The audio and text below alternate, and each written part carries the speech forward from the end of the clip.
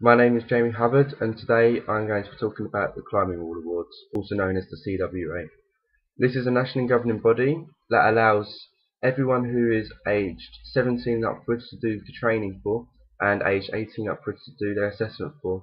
It means once you complete your assessment, you are able to instruct participants on artificial walls that are both inside and outside.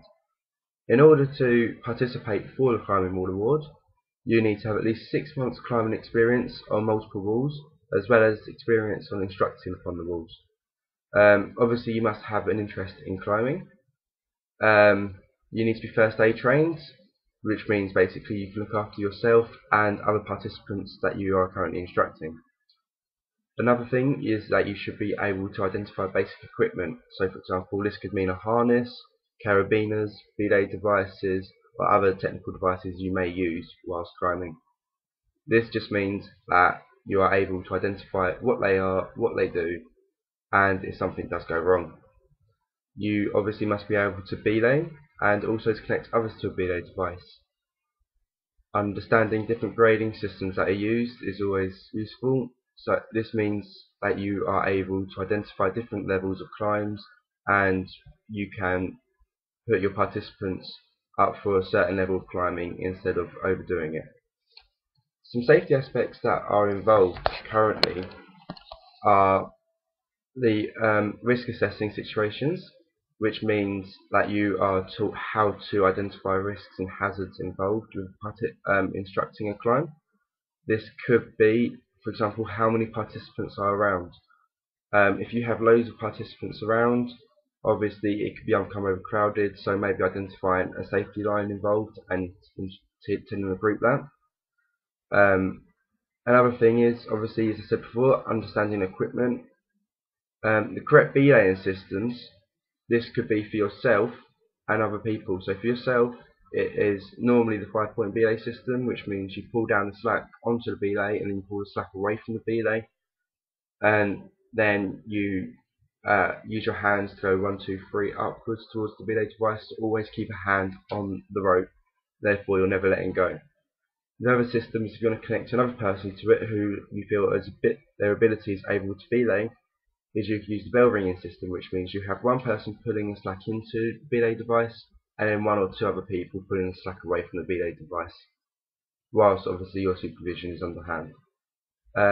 You learn about the use of helmets. So different places require different needs. So some places don't require helmets, some places do.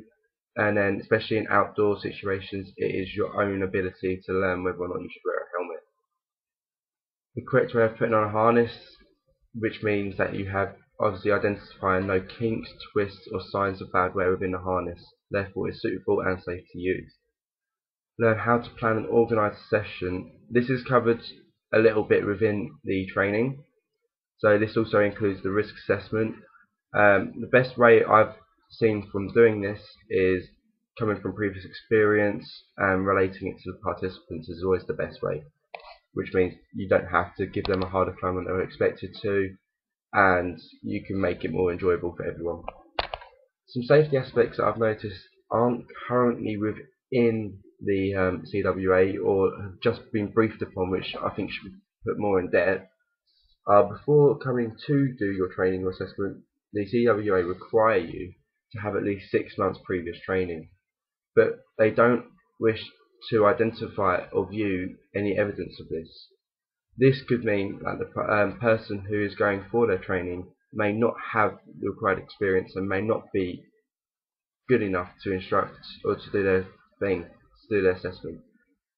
A way around this I thought of is creating a logbook. So when the participant goes to do this training and they sign up for it, they can prove a logbook on their training days.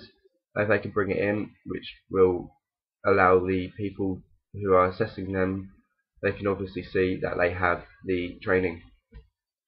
The candidates may not be aware of differences between the indoor and outdoor walls. This could mean there are a few slight differences. Obviously, risks, hazards involved. Outdoor walls obviously a lot more slippery than indoor walls. That could be an example, yeah. And A way around this is maybe including a training session on an outdoor wall as well as the indoor walls before the assessment, just to get the person getting assessed involved into it.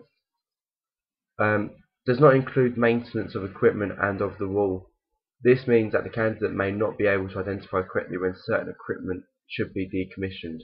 It does ask in a syllabus that you can identify equipment, but it doesn't go much in depth with it, especially when it comes to the terms of the wall. On artificial walls it's man-made, so therefore the holes are just drilled in and bolted in. Being able to identify loose holes or other pieces of equipment more in depth should really be involved if you're going to instruct children and other participants. Not much teaching skills required if the candidate was going to lead a group of children.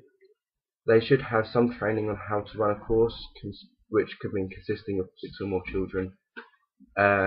Basically, if you're required to instruct any group, not all in the syllabus it doesn't say that you have to be able to teach all participants, and it doesn't consist of this in the training either. You don't see any person getting taught.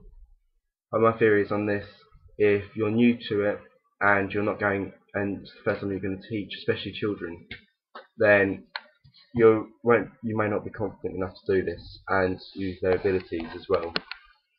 A few places that I've found quickly that offer the course is beaconclimbing.org. They provide the course for more than 4 participants, as well as mountaintraining.org. Looking around, the average price for the course, the training sessions itself runs between £120 to £145, and the assessment itself runs between £90 to £120.